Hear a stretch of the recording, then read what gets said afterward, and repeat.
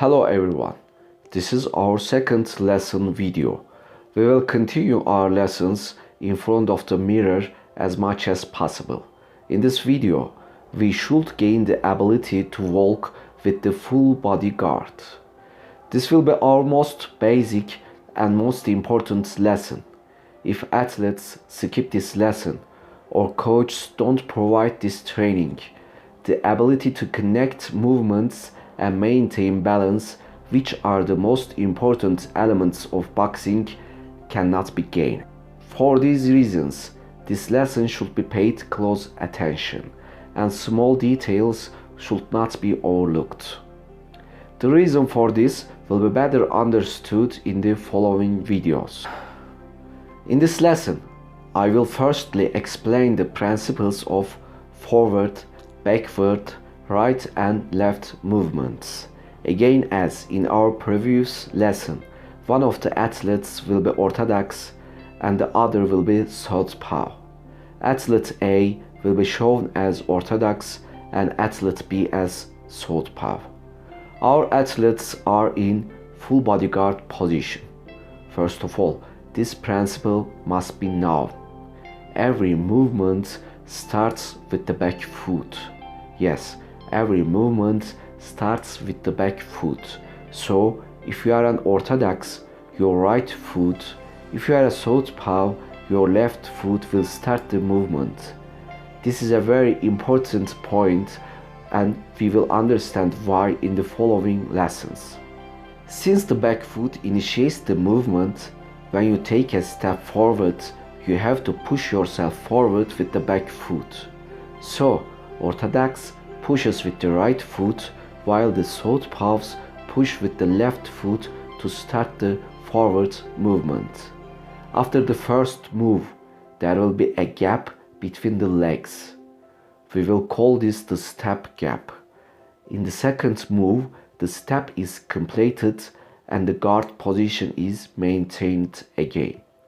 In other words, the pushing foot is brought forward to the guard position and a step forward is completed. As you can see, a step consists of two phases. The first stage occurs when the distance between the legs increases and the step gap is created. And the second stage occurs when the guard position is reached. With the forward step, pushing pressure is felt on the bottom of the back foot.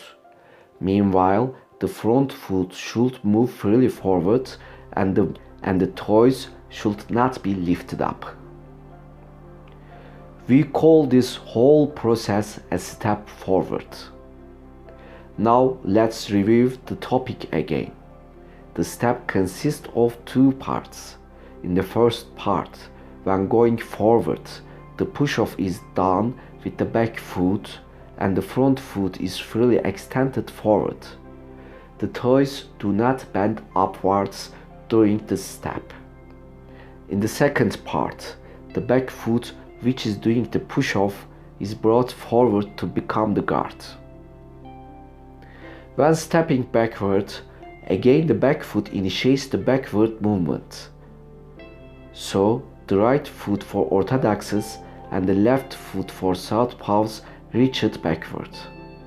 The first phase of the step is completed and a step gap is created between the legs. In the second part, the front foot is pulled backward and guard is assumed. This is a backward step. The same rules apply to stepping to the left and to the right. For orthodoxes, the right foot pushes to the left when going to the left. For southpaws, the left foot pushes to the right when going to the right. Now let's practice walking in directions. On command 1, we will practice stepping forward. On command 2, we will practice stepping backward. On command 3 and 4, we will practice stepping left and right. But first of all, let me make a very important point. When taking a step, the legs will never become shape as scissors. Yes, you can see this way of stepping is wrong. It requires you to make two separate moves for the direction you need to go, and you cannot maintain balance. So the legs will definitely not take the shape of a cross. Here we go. 0, 1, 1, 2, 3, 4, 1,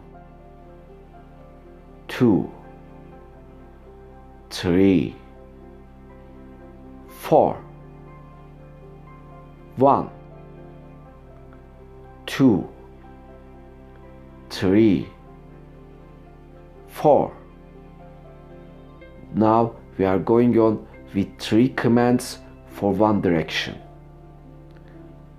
1, 1, 1,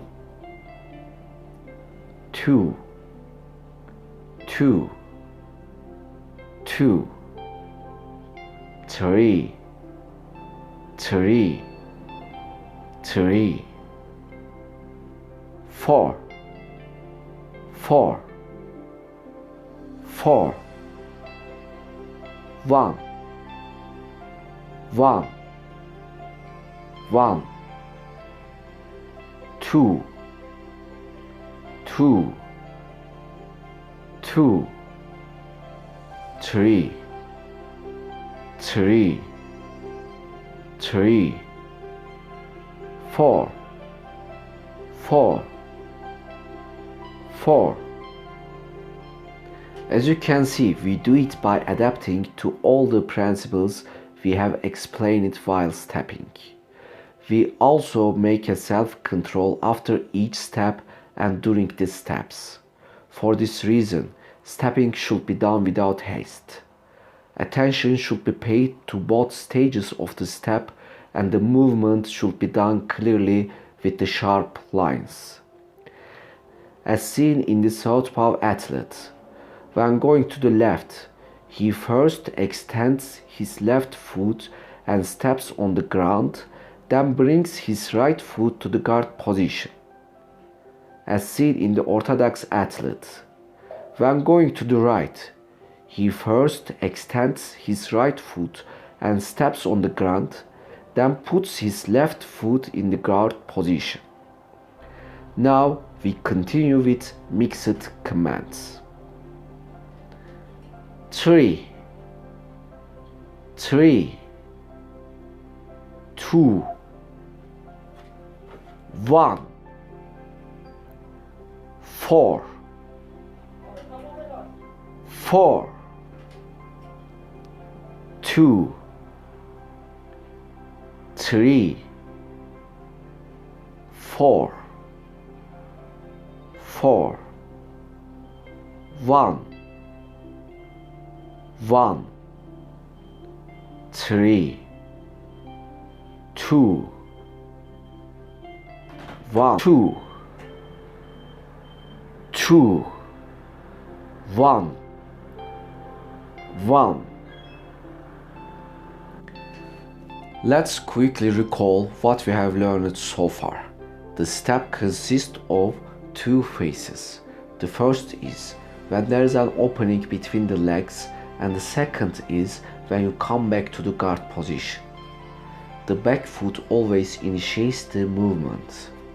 When going forward, the back foot pushes off and the front foot extends forward. When going backward, the back foot makes the first movement backward, and then the front foot is brought back to the guard. For orthodoxes, when stepping to the left, the athlete pushes with the right foot to the left, and when moving to the right foot is extended to the right and the left foot is pulled in the guard. For southpaws, when stepping to the right, the athlete pushes with the left foot to the right, and when stepping to the left, the athlete extends the left foot to the left and pulls the right foot to the guard. Both faces of the step should be sharp and clear. There should be the self-control in each step and during these steps. One of the important points is legs will never take a shape of cross. It is the end of our second lesson video. I wish you success in your works. Thank you.